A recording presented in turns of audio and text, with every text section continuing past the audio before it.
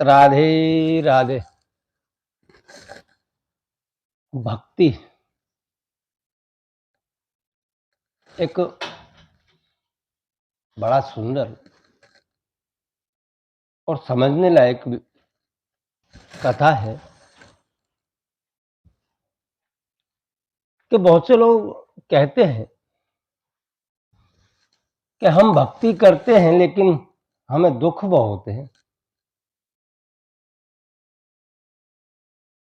तो मेरा मानना तो ऐसा है कि आप पूर्ण रूप से भक्ति करते ही नहीं हो,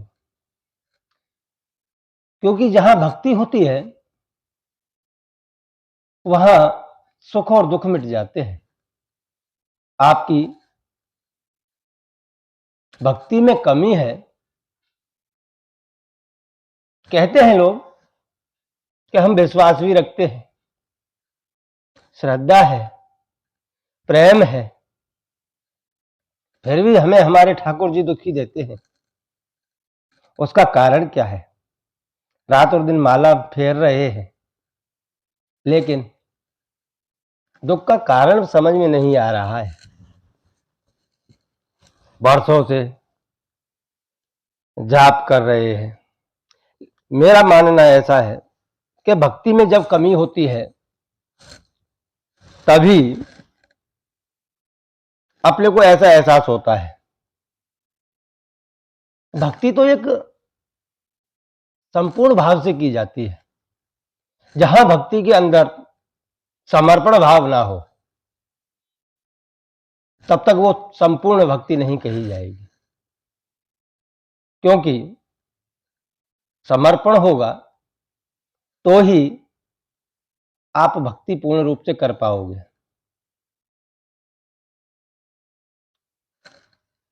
जैसे समर्पण केवट के भाग्य में था। उनके यहां श्री रामचंद्र भगवान गए, खाली नदी पार कराना था तो उन्होंने खाली समर्पण कर दिया था, खुद का समर्पण कर दिया था, क्योंकि अपना है ही क्या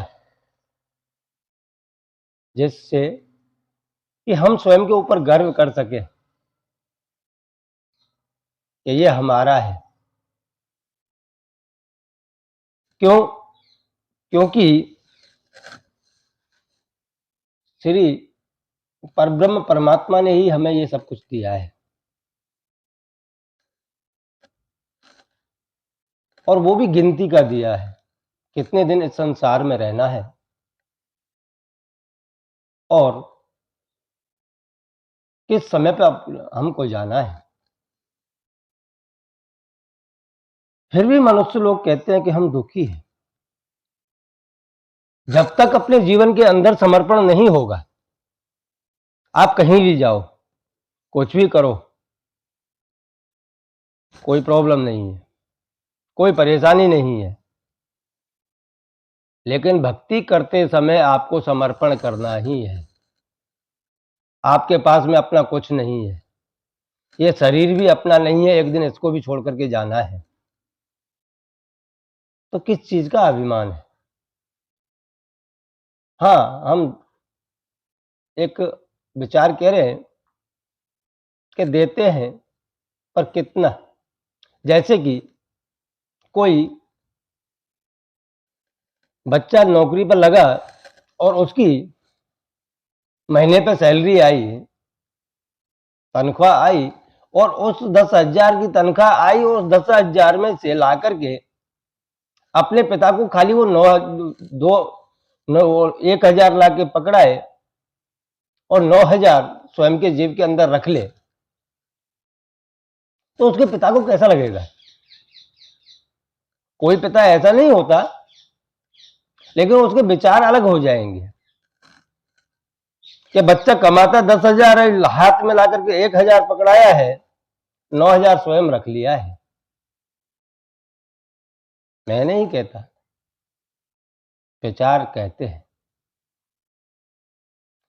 ऐसे ही अगर स्वयं का बच्चा, परब्रह्म परमात्मा के हम बच्चे हैं, हमें भगवान ने बहुत कुछ दिया है, और आज हम कितना दे रहे हैं भगवान को, उसका आभार कितना मानते हैं, ये स्वयं विचार करने योग्य है। 24 घंटे दिए हैं, 24 घंटे में से हम उनको कितना दे रहे हैं? 1 घंटा, आधा घंटा। तो क्या उसके मन में विचार नहीं आएगा, मैंने दिया तो इतना है, ये मुझे रिटर्न में कितना दे रहा है? हालांकि कोई पिता ऐसा नहीं होता, अगर आप वो 10,000 रुपए स्वयं जाकर के पिता को पकड़ा दो, तो कोई पिता ऐसा नहीं है कि आपका ध्यान ना रखे। आपका पूर्ण रूप से ध्यान रखता है और कहेगा बेटा ले, तू इसको यूज कर, तुझे जहां यूज करना है अच्छे सदमार्ग में लगा और आगे उन्नति कर। बल्कि वो आशीर्वाद भी देगा साथ में। हमारा गया क्या? क्योंकि भाव नहीं है, समर्पण नहीं है। मेन वस्तु समर्पण की है कि जिस दिन हम हमारे जीवन के अंदर समर्पण भाव उत्पन्न कर लेंगे, उसी दिन से हमारी तरक्की की सीढ़ियां चढ़ना चालू हो जाएगी।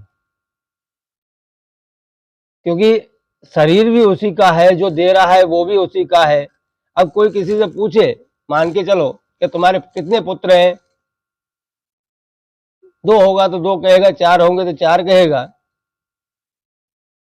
लेकिन ये नहीं कहेगा मेरे नहीं, परमात्मा के हैं। मैं तो खाली यहाँ पर एक उनका गुलाम बन के, उनका नौकर बन के उनकी सेवा कर रहा हूँ, मेरे प्रभु की संपत्ति की रक्षा कर रहा हूँ। आपके दुकान है, घर है, सब है, लेकिन वो आपका नहीं है। वो जिसने दिया है पर ब्रह्म परमात्मा ने, उसका है। आप उसके ऊपर तो खाली आकर के मुनीम बन के बैठे हो। तो फिर अहंकार किस चीज का? किस चीज का विचार करना हमको कि ये सब हमारा है? नहीं, सब उनका है। अगर आप श्वासोश्वास उनको समर्पण कर दोगे तो वो स्वयं आपका ध्यान रखेंगे। आपका जहां भी कोई भी कार्य रुक रहा होगा, वो स्वयं प्रभु आके करेंगे। ऐसी बात नहीं है। विश्वासम फलदायकम। आपको सर्वप्रथम तो विश्वास होना चाहिए सामने वाले पे। जिस भी इष्ट को आप मानते हो उसके ऊपर विश्वास होगा तो ही फल प्राप्त होगा। समर्पण करना पड़ता है कि हमने हमारा जीवन समर्पण कर दिया पूर्ण रूप से। एक आरती भी आती है, उसमें कहते तन मन धन सब कुछ है तेरा, प्रभु क्या है मेरा। तो फिर इसमें हमारा है ही क्या? तन भी तेरा है, मन भी तेरा है और धन भी तेरा है। तो हम तो खाली मुनीम बन के बैठे हैं। जितना सदमार्ग में लगा सके, सदमार्ग में उपयोग कर सके, उसको उतना ही करना चाहिए, ना कि गलत रास्तों में। जिस दिन आपके जीवन के अंदर समर्पण आ जाएगा, उस दिन से आपके जीवन से दुख निकल जाएगा। आपके जीवन में कोई कष्ट नहीं आएगा, क्योंकि समर्पण भाव आ गया है। और जिसके सामने समर्पण किया है ना, वो स्वयं आपकी चिंता करेगा कि मेरे बच्चे को कोई टेंशन तो नहीं है, कहीं परेशानी तो नहीं है। और जहां समर्पण आ जाता है वहां दुख आता ही नहीं,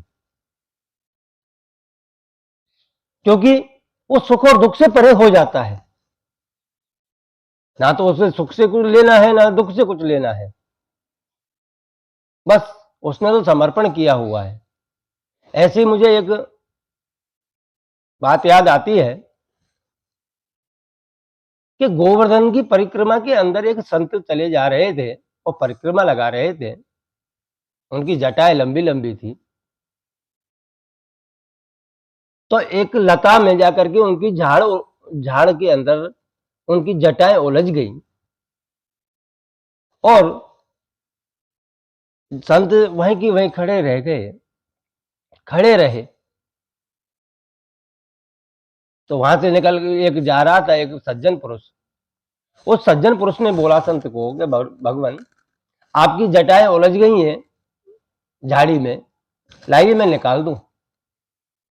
तो संत ने उसको जवाब दिया कि भैया ये जटाएं तूने उलझाई है।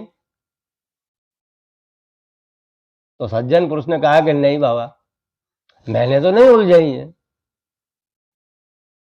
तो संत ने जवाब दिया, जब तूने इसको उलझाया ही नहीं है तो तेरा अधिकार कैसे है इसको बस उलझाने का? भाई जिसने उलझाई है वो सुलझाएगा, तू क्यों चिंता कर रहा है? सज्जन पुरुष चला गया। ऐसे धीरे धीरे परिक्रमा मार्ग था, लोग आते गए, महाराज जी को बोलते गए, पर संत जी एक चित्त होकर के एक ही जवाब देते कि तूने उलझाई है तो तू सुलझा। धीरे धीरे रात हो गई, सुबह पड़ गई, पर संत वहां से हिले नहीं कि जिसने जटाएं उलझाई हैं वही सुलझाएगा। तो मेरे श्री कृष्ण कन्हैया सुबह प्रकट हुए और उन्होंने संत को बोला कि बाप जी, आपकी जटाएं उलझ गई हैं, इनको मैं सुलझा दूं? संत ने जवाब दिया, भैया तू है कौन, आप हो कौन और क्यों सुलझाना चाह रहे हो? तो कृष्ण भगवान ने जवाब दिया कि मैं कृष्ण हूं स्वयं, और मैंने ही आपकी जटाएं उलझाई हैं, इसलिए कह रहा हूं कि मैं सुलझा दूं। तो संत ने बड़े प्रेम से उनको जवाब दिया कि मैं कैसे मान लूं कि तुम कृष्ण हो? उसका कोई प्रूफ, कोई गवाही? तो भगवान श्री कृष्ण विचार में पड़ गए और बोले कि बाबा, इसके लिए गवाही किसकी लगेगी? क्योंकि मैंने उलझाई है तो मैं ही सुलझाऊंगा। तो संत भगवान बोले कि राधा जी की गवाही दिलवा दो तो मैं मान जाऊंगा आप कृष्ण हो। तो कृष्ण भगवान गए, श्री राधा जी को आह्वान किया, आह्वान करके राधा जी प्रकट हुई और राधा जी ने आकर के बाबा को बोला, संत को बोला कि बाबा, ये स्वयं मेरे प्रिय प्रीतम श्री कृष्ण हैं, इनकी गवाही मैं देती हूं। तब संत ने बोला कि अब आपने गवाही दे दी तो आप सुलझा सकते हो। तो वहां श्री राधा जी ने उनको एक प्रश्न किया कि बाबा, तुम नहीं पहचानते इनको, आपने नहीं देखा? तो संत जी ने उनको बड़े ही प्रेम से जवाब दिया कि राज राजेश्वरी जी, मैं तो पहचानता हूं कि ये नटखट श्री कृष्ण है। तो राधा जी बोली, तो फिर ये जिद कैसी कि आपने गवाही क्यों मंगाई? आपने इनको बोला क्यों कि मैं नहीं पहचानता, आप मुझे गवाही दो? तब संत ने प्रेम से जवाब दिया उनको कि जो मैं इनको नहीं बोलता कि मैं आपको नहीं पहचानता हूं, तो यहां आपको प्रकट नहीं होना पड़ता और मुझे आपके दर्शन नहीं होते। उनके साथ साथ में मुझे आपके दर्शन हुए और मेरा जीवन धन्य। और जिसने समर्पण करना सीख लिया ना, उसके जीवन में से सुख दुख सब नष्ट हो जाता है, क्योंकि उनको पढ़ाई नहीं है कुछ, फिर तो वो परम आनंद में रहने लगते हैं। ऐसे अगर भक्ति करनी हो तो ही अच्छा है, नहीं तो आपको तो कथा में जाना, सत्संग में जाना, मंदिर पर जाना, वो टाइम पास हो जाता है। मैं कहता हूं कि टाइम पास मत करो, करनी है तो भक्ति करो और संपूर्ण समर्पण के साथ में करो, ताकि आप जीवन में आगे बढ़ सके और इस 84 चक्कर में से निकल सके। जन्मों जन्म निकल जाते हैं, भक्ति किसी को प्राप्त भी नहीं होती, क्योंकि इस भक्ति के लिए तो स्वयं देवता भी तरसते हैं, मनुष्य जीवन के लिए देव गंधर्व ये भी प्रार्थना करते हैं कि प्रभु हमको मनुष्य शरीर दीजिए ताकि हम जाकर के आपका भजन कर सके, अपने जीवन को मोक्ष की तरफ ले जा सके। बड़े भाग्य मानुष तन पावा भटक भटक 84, कि मनुष्य का जीवन है बड़े भाग्य से प्राप्त होता है। 84 लाख में से निकल करके आए हुए हैं हम, अब फिर से उधर कोई जाना। इसलिए वो कहते हैं, हमारे यहाँ गुजरात के अंदर मुरारी बापू हो गए, वो कहते हैं सत्य प्रेम करुणा, कि सत्य पर चलते रहो, भगवान के प्रति आप प्रेम रखो, हृदय में करुणा रखो, उदारता, तो आपकी सहज सरल भक्ति हो जाएगी। जब तक आपके पास में ये सब नहीं है, जब तक भगवान के आप जिसको भी भगवान मानते हो उनके श्री चरणों में संपूर्ण समर्पण नहीं है, तब तक आपका जीवन व्यर्थ है। इसलिए आपको प्रण करना चाहिए कि संपूर्ण समर्पण करके ही भक्ति करें, ना कि समाज को दिखाने के लिए। बहुत से लोग समाज को दिखाने के लिए भी करते हैं, और वो कोई उपयोग आने वाली वस्तु नहीं है।